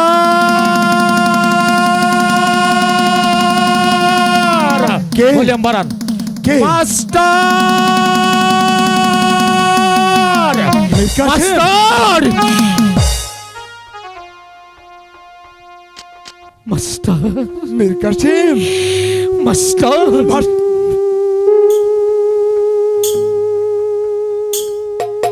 মীর কাসেম, এতদিন পর তোমার মনে পড়লো আমার সঙ্গে সাক্ষাৎ করার জন্য। মাস্টার। তুমি যে বড্ড সুখী হয়ে গেছো, কেননা তুমি রাজে বাড়িতে চাকরি পেয়েছ, আর আমি সামান্য স্কুল মাস্টার হয়ে গেলাম, মানুষ করার কারিগর। মাস্টার, তাই বলি তুমি আমার সঙ্গে সাক্ষাৎ করবে না? ও কথা বলো না বন্ধু, ও কথা বলো না। আমি যদিও এই রাজ্যের প্রধান সেনাপতি, তুমি সামান্য স্কুল মাস্টার, তাই বলে কি আমি তোমায় ভুলে থাকতে পারি? আমি জানি। কি করে ভুলবো গো বন্ধু? সেই শিশুকাল থেকে ধীরে ধীরে দুজনে যে একই সাথে বড় হয়েছি। হ্যাঁ, আমি তো তাই ভাবছি। এক সঙ্গে বড় হয়েছি, এক স্কুলে পড়ালেখা শিখেছি। তুমি চাকরি পেয়েছো রাজবাড়ি, আর আমি হয়েছি স্কুল মাস্টার। তাই তো আমি জানি তুমি আমাকে ছোট ভাববে না, কেননা আমি যে মানুষ করার কারিগর। বন্ধু মাস্টার, সব মিলিয়ে কি তুমি ভালো আছো? হ্যাঁ, আমি ভালো আছি। আজ আরো এমন আনন্দ আমার ভিতরে বইছে, আজ তোমার সাক্ষাৎ আমি পেয়েছি। কিন্তু আমি ভালো নেই বন্ধু, কেন? আমি ভালো নই। কেন, কি হয়েছে? সে সংবাদ শুনলে, হ্যাঁ বলো। সে সংবাদ শুনলে তুমি ও যে স্থির থাকতে পারবে না। মা- আমাদের দেবী রানী রাজলক্ষ্মী, হ্যাঁ, রাজলক্ষ্মী। হ্যাঁ, দেবী বলো। রানী রাজলক্ষ্মী রাজলক্ষ্মী অসুস্থ। আমাকে তোমাকে এই পৃথিবীকে ফাঁকি দিয়ে পরলোক গমন করেছে। না!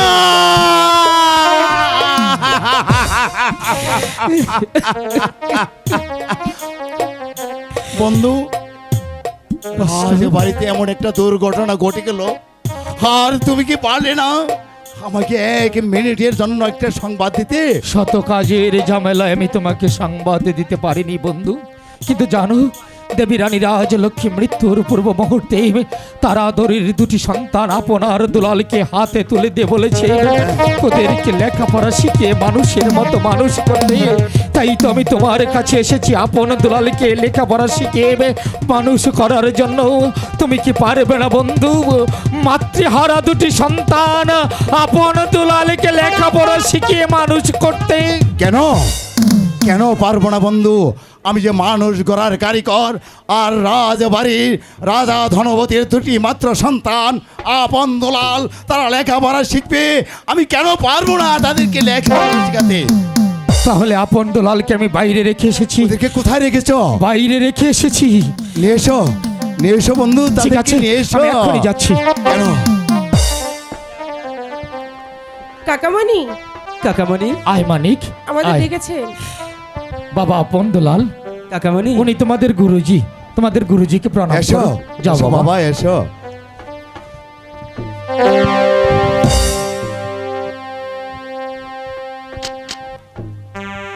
বাহ, চমৎকার আপন দুলাল, কাকামণি, কাকামণি, আজ থেকে তোমরা 2 ভাই তোমাদের গুরুজির কাছে থেকে লেখাপড়া করবে। না না কাকামণি, আমরা থাকতে পারবো না। আমরা কেন কিছুতে বাবা? থাকতে পারবো না। তোমাকে ছাড়া ছেড়ে আমরা থাকতে পারবো না। ওরে অবুঝ বালক, এখানে না থাকলে তোরা লেখাপড়া শিখতে পারবি না, তোরা মানুষ হতে পারবি না, তাই তোদের এখানে থাকা একান্ত প্রয়োজন। আমাদের লেখাপড়া চাই না, তুমি থাকবে তারপরে আমরা থাকবো, তুমি না থাকলে আমরা থাকবো না। আপন দুলাল, কাকামণি, আমি যদি তোমাদের পাশে থাকি তাহলে কি তোমরা এখানে থেকে লেখাপড়া করবে? হ্যাঁ থাকবো। তোমাদের মা তোমাদেরকে ফাঁকি দিয়ে চলে গেছে, কিন্তু আমি তো তোমাদের কাকা, আমি কি তোমাদেরকে ফাঁকি দিতে পারবো? তাই তো বলছি কাকামণি, তুমি আমাদেরকে ফেলে এখান থেকে কোথাও যাবে না। যাব না রে বাবা, যাব না। কোনদিন তোদেরকে এই বুক থেকে আমি দূরে সরে যেতে দেব না। কাকামণি, আপন দোলাল, বলুন কাকামণি। চেয়ে দেখো কতগুলো পাখি কি সুন্দর ভাবে একটি ডালে বসে খেলা করছে। চেয়ে দেখো, ওই তো ও দূরে। কোথায়? এগিয়ে যা বাবা, এগিয়ে যা, দোলাল। আরো এগিয়ে যা। এ দুলাল, তুই কি দাদা? দেখেছিস? আমি দেখছি না, তুমি দেখেছো? আমি তো দেখতে পারছি না। ওই তো কোথায়? আমি দেখেছি দাদা, হ্যাঁ, ওই দেখো ওখানে ওই তো। 4টে পাখি আছে। আমি কাকামণিকে বলবো আমাকে 2টি দিতে, তোমাকে 2টি দিতে। ঠিক আছে। তুমি পারবে না, চলো কাকামণির চলো। কাছে যাই। কাকামণি, কাকামণি, দাঁড়াও মানিক,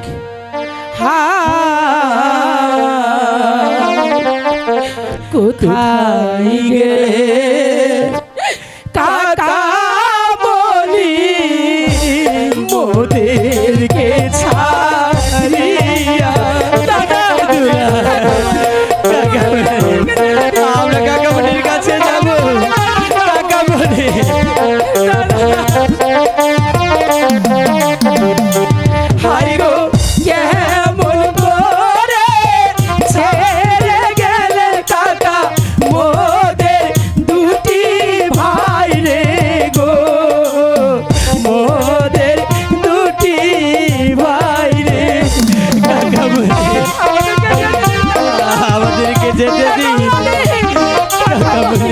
সাহস রে ওরে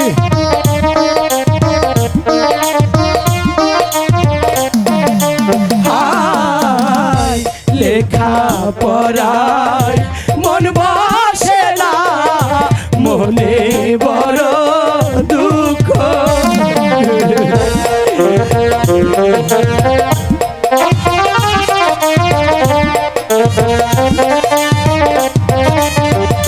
হাই গো কোথায় গেলে পাবো গুরু, মায়ের চন্দ্র মুখ গো, মায়ের চন্দ্র মুখ। ওরে অবশ্য বালক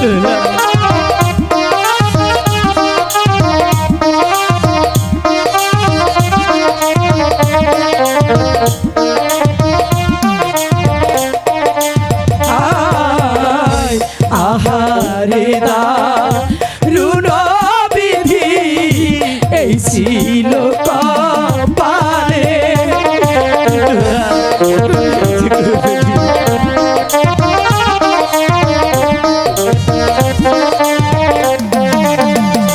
হাই গো শিশুকালে মহাভারত করিলে দুটির ভাই রে গো, ভোলা দুটি ভাই রে। ওরে আপন দুলাল, তোরা কেন কাঁদছি? কেঁদে কেঁদে কেন নিঃশেষ হয়ে যাচ্ছি? গুরুজি, ওরে বালক, গুরুজি, তোদের যে লেখাপড়া শিখতে হবে, কেননা তোরা হলে রাজা ধনবতীর সন্তান, তোদেরকে লেখাপড়া শিখতে হবে। তাদের অবর্তমানে তোদেরকে করতে হবে এক ধর্ম রাজ্যটাকে পরিচালনা। গুরুজি। হ্যাঁ, তোদের একজনের রাজা হতে হবে আর একজনের সেনাপতি হতে হবে। তাই তো তোদের লেখাপড়া শেখার একান্ত প্রয়োজন। তোদের কাকা চলে গেছে, কিন্তু আমিও তো তোদের কাকার মতোই, কেননা আমরা যে এক স্কুলে লেখাপড়া শিখে আমরা এতটুকু বড় হয়েছি। তোর কাকা তোদের বাড়িতে অর্থাৎ রাজ বাড়িতে চাকরি পেয়েছে, আর আমি হয়েছি স্কুল মাস্টার, মানুষ গড়ার কারিগর। ওরে বালক, গুরুজি, তোরা যে ক্ষুধার্ত, কখন জল পান করেছিস, খানা খেয়েছিস, আমি তো বুঝতে পারছি না। তোদের মুখখানা শুকনো দেখা যাচ্ছে, তাই তো আর বিলম্ব না করে চল এই মুহূর্তে আমি তোদেরকে খেতে দেব। তাই চলুন গুরুজি, তাই চলুন, চলো দুলাল।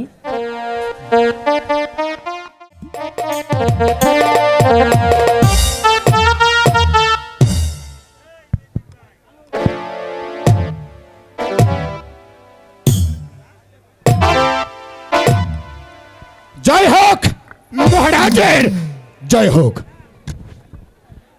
মন্ত্রী জং বাহাদুর, আমার রাজ্যের খবর কি?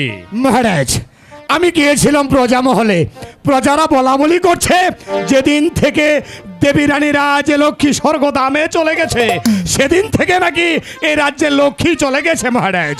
মন্ত্রী জং বাহাদুর, আগে মহারাজ, প্রজারা ঠিকই বলেছে মন্ত্রী জং বাহাদুর।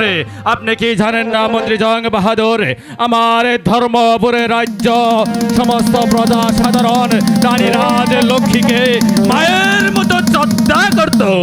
আগে মহারাজ, আমি তা জানি মহারাজ, কিন্তু প্রজারা যে একটি দাবি জানিয়েছে মহারাজ। মন্ত্রী জং বাহাদুর, প্রজারা কি দাবি জানিয়েছে?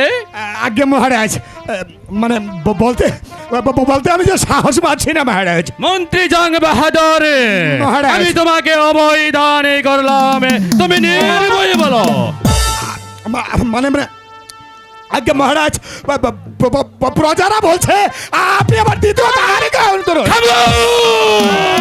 মন্ত্রী জং বাহাদুর, তুমি কি জানো না মন্ত্রী জং বাহাদুর, আমি রানী রাজ লক্ষ্মীর মৃত্যুর সময় রানীর গা ছুঁয়ে শপথ করে প্রতিজ্ঞা করেছি আমি আর কখনো দ্বিতীয় দ্বার গ্রহণ করব না। আমার এই সম্মুখেই তোমার এই কথা বলতে লজ্জা থাকা উচিত ছিল। আগে মহারাজ, এ আমার কথা নয়, প্রজা সাধারণ বলেছে আপনি যদি আবার দ্বিতীয় দার গ্রহণ না করেন তাহলে আপনার বিরুদ্ধে তারা বিদ্রোহ ঘোষণা করবে মহারাজ। না না মহারাজ না, এই সম্পূর্ণ বানোয়াট, সম্পূর্ণ চক্রান্ত মহারাজ। এই মুহূর্তে আমি প্রজাশালা থেকে ঘুরে এলাম, রানী রাজলক্ষ্মীর মৃত্যুতে প্রজারা হয়েছে আত্মহারা। বা কোন প্রজা বা আজ পর্যন্ত এক গ্লাস পানি পর্যন্ত পান করে নেবে, কোন প্রজা বা মুখে খাবার দেয় নেবে। আর মন্ত্রী জং বাহাদুর বলছে প্রজারা বিদ্রোহ ঘোষণা করে চাইবে। আমার মন বলছে মন্ত্রী জং বাহাদুরের মাথায় বিমরতি ঢুকে চাইবে, তাকে কিছুদিনের জন্য চাকরি থেকে অব্যাহতি দিতে বলো। সাবধানে সেনাপতি বীর কাসেম আলী খান। মন্ত্রী জং বাহাদুর, মন্ত্রী জং বাহাদুর, আমি আপনাকে সাবধান করে দিয়ে যাচ্ছি, যদি ভবিষ্যতে এমন কথা বলো না তাহলে আপনার কার থেকে কাল্লাটা আমি আলাদা করে ফেলবো। তোমরা কি ভেবেছে এটা নাট্যশালা? না না না, তা হবে না। এটা হচ্ছে রাজা ধনপতি রায়ের রাজ দরবার। মহারাজ, সেনাপতি মীর কাসেম আলী খান, বলুন মহারাজ। তোমার স্থান এখানে নয়, তোমার স্থান হচ্ছে স্বর্ণগারে। তুমি সেখানে চলে যাও। বেশ, তাই যাচ্ছি মহারাজ। তবে যাবার পূর্ব মুহূর্তে মহারাজের অনুমতি পেলে মন্ত্রী জং বাহাদুরকে দুটি কথা বলে যেতে চাই। ঠিক আছে, তোমাকে অনুমতি প্রদান করলাম। মন্ত্রী জং বাহাদুর, বলো তুমি কি বলবে? চলেই যাচ্ছি আমি সৈনাগারে। একটি কথা ইয়াদ রাখবেন, আমি আমার দেবী রানী রাজলক্ষ্মীকে কথা দিয়েছি, আমি যতদিন এই পৃথিবীর বুকে বেঁচে থাকবো ততদিন কেউ মহারাজকে দ্বিতীয় দ্বার গ্রহণ করাতে পারবে না। তাই বলছি মহারাজকে নিয়ে সুষ্ঠুভাবে এই রাজ্যটা পরিচালনা করুন, তাহলে ভালো। আর যদি মহারাজকে নিয়ে কোনো রকম চক্রান্ত করে দ্বিতীয় দ্বার গ্রহণ করানোর চেষ্টা করুন, তাহলে খোদার কসম একটি কথা ইয়াদ রাখবেন, এই তামাম পৃথিবীর সবাই আপনাকে ক্ষমা করবে, স্বয়ং আমাদের মহারাজ আপনাকে ক্ষমা করবে, আপনাদের 33 কোটি দেবতা। কিন্তু মীর কাসেমের হাতিয়ার কোনদিন আপনাকে ক্ষমা করবে না। মহারাজ, সেনাপতি বীর কাসেম আপনার সম্মুখে বারবার আমাকে অপমান করে যাচ্ছে মহারাজ। তাহলে কিন্তু মহারাজ এই প্রাসাদে আমি থাকবো না মহারাজ। মন্ত্রী জং বাহাদুর, আগে মহারাজ বলুন না মহারাজ, আপনি আমার দ্বিতীয় দ্বার গ্রহণ করবেন কিনা? মন্ত্রী জং বাহাদুর, মহারাজ। আমি তো বলেছি আমি রানী রাজলক্ষ্মীর সঙ্গে কথা দিয়েছি, আমি আর দ্বিতীয় দ্বার গ্রহণ করতে পারবো না। মহারাজ, আপনি এই ধর্মরাজ্যে বসে, এই সিংহাসনে বসে একদিন ধর্মে অধর্মের বিচার করেছিলেন। আপনি বলেছিলেন ধর্মকে আগলে রেখে আপনি ওই অগ্নিকুণ্ডে ঝাঁপ দিতেও দ্বিধাবোধ করবেন না মহারাজ। মন্ত্রী জং বাহাদুর, আজ্ঞে মহারাজ। তুমি বারবার একটি কথা আমাকে বলছ মন্ত্রী জং বাহাদুর, আমি যে রানী রাজলক্ষ্মীর সাথে কথা দিয়েছি আমি আর কখনো দ্বিতীয় দ্বার গ্রহণ করব না। কিন্তু রাজ্যের প্রজা সাধারণ না না না না, আমি যে কোনো কিছুই বুঝতে পারছি না। আমি দ্বিতীয় দ্বার গ্রহণ করব নাকি রানী রাজলক্ষ্মীর সুখ আহত বুকে আঁকলিয়ে রেখে সারা জীবনে কাটিয়ে যাব। মন্ত্রী জং বাহাদুর, আপনি আমাকে 7 দিনের সময় দেন। এই 7 দিন আমি ভেবে চিনতে দেখব আমি দ্বিতীয় দ্বার গ্রহণ করব কি না।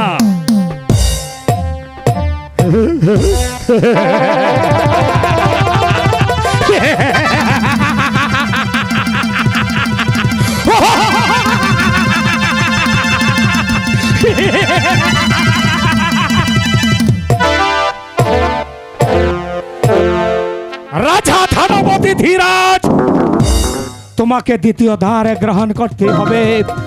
আমি তোমাকে কারাবো রাজা ধনপতি ভাই।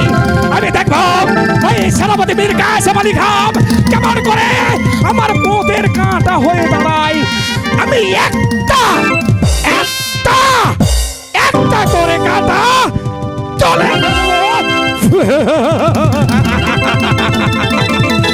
কেন না আমি প্রতিনিয়ত স্বপ্নে দেখি আমি কবে বসবো এই ধর্মপুরের রাজ সিংহাসনে। সিংহাসন আমাকে প্রতিদিন হাত ঝালি দিয়ে ডাকে, সিংহাসন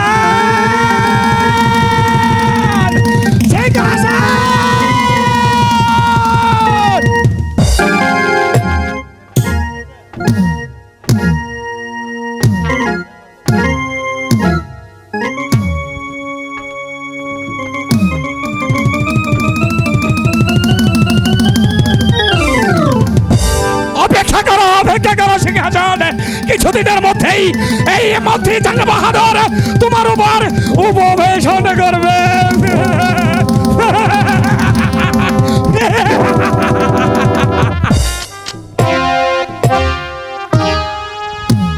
মা, মারে, এই মা, মা, তুই কি শুনতে পাচ্ছিস তোর এই অদম সন্তানের কথা? তুই যদি শুনে থাকিস মা, আমি তোকে কথা দিচ্ছি মা, আমি তাকে জবান দিচ্ছি, তুই যদি আমার মনের বাসনাটা পূরণ করে দিস, আমি তোর নামে জোড়া পাঠাবো।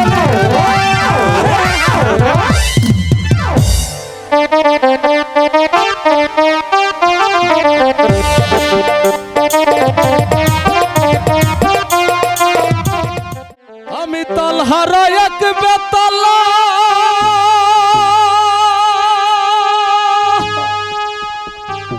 মন হইয়াছে উতলা,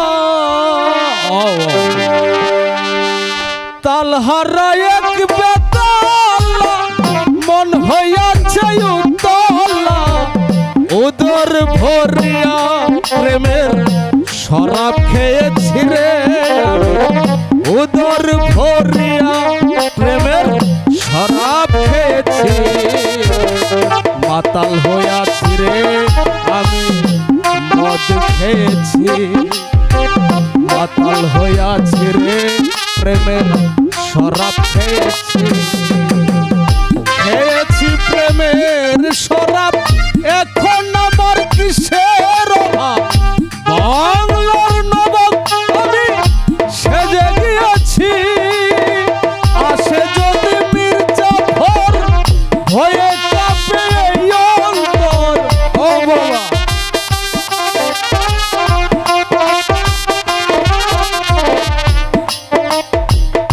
আসে যদি মির্জাফর হয়ে কাঁপে এই অন্তর, এমনি ভাবে জীবনটারে কাটাইতে আছি রে, এমনি ভাবে জীবনটারে কাটাইতে আছি,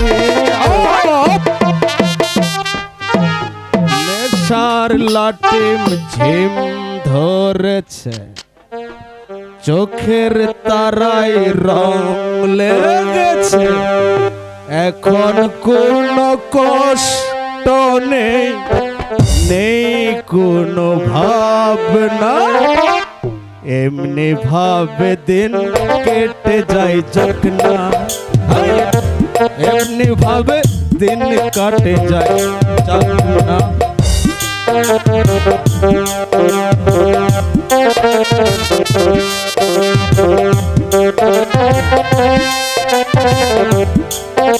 ও বাবা আব্দুল আলিম, তুমি তো আমাকে বাঁচিয়ে রেখেছো বাবা আব্দুল আলিম, তুমি যদি না থাকতে বাবা আমার জীবনটা যে কোন পথে যেত বাবা, তাই তো তোমার পথ ধরে আমি বেঁচে আছি। হায় রে মনুয়া মাঝি মদের নৌকা পাহাড় বায়া যায়, আয় রে মনুয়া মাঝি মদের নৌকা পাহাড় বায়া যায়, ও বাবা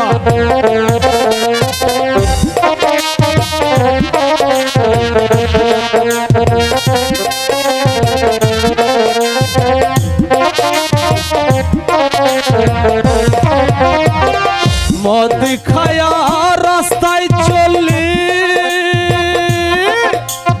ও বাবা মদ খায়া রাস্তায় চলি, মানুষ গরু সমান দেখি, মদ খায়া রাস্তায় চলি,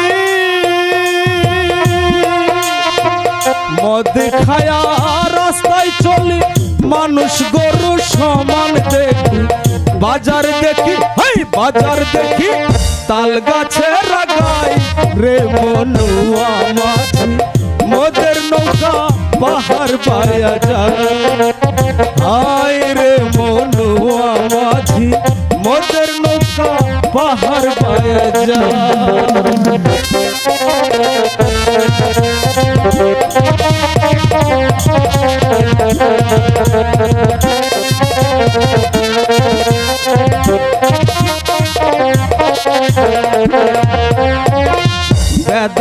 মাছে কাদা খায় পুটি মাছে পান চাবায়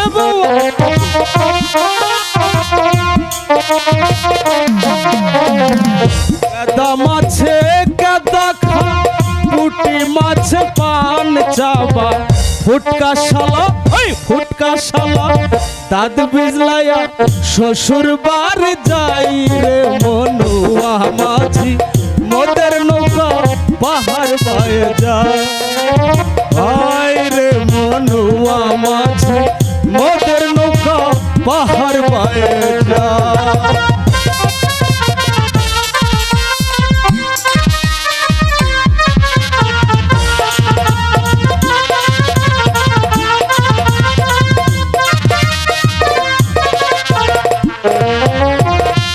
মদ খায়া ঘুরে ফিরে ও বাবা মদ খায়া ঘুরে ফিরে পুলিশ দেখে ভয় না করে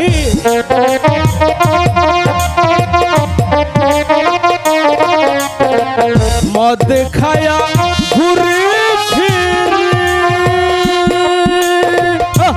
হায় হায় মদ খায়া ঘুরে ফিরে পুলিশ দেখে ভয় না করে রে ডান্ডা মেরে ঠান্ডা করে দেয় রে মনুয়া মাঝি মদের নৌকা পাহাড় বয়ে যায় হায় রে মনুয়া মাঝি মদের নৌকা পাহাড় বয়ে যায় হায় রে মনুয়া মাঝি মদের নৌকা পাহাড় বয়ে যায়। বাবা আব্দুল আলিম, তুমি তো আমাকে সঠিক পথে নিয়ে এসেছো। এত সুন্দর ফুলের বাগান, এই কোন ফুলের বাগানে ঢুকে পড়লাম। হায় এত সুন্দর, এই ফুলের বাগানে তো কাউকে দেখা যাচ্ছে না। আমি কয়ে এসে পড়লাম। যা শালা, চলেই যখন এসেছি তাহলে বাবা আমি এত সুন্দর পরিবেশ, এই ফুল বাগানে একটু ঘুমিয়ে নেই বাবা। তুমি কিন্তু আমাকে ঠিক মতো পাহারা দেবে, ঠিক আছে? অনেক ঘুম পাচ্ছে বাবা, আমি একটু ঘুমিয়ে নেই। তুমি আমাকে সুন্দর করে পাহারা দেবে, ঠিক আছে বাবা? আমি একটু ঘুমিয়ে নেই বাবা।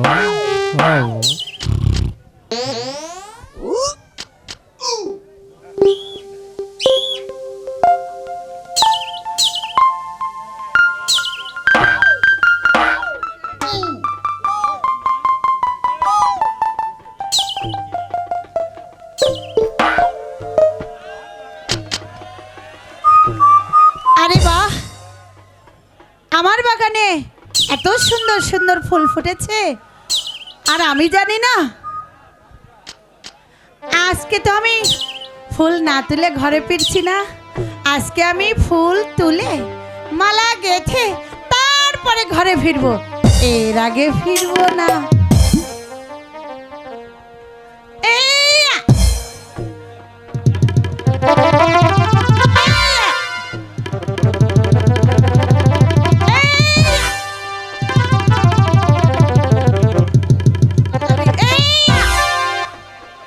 অনেকগুলো ফুল হয়েছে,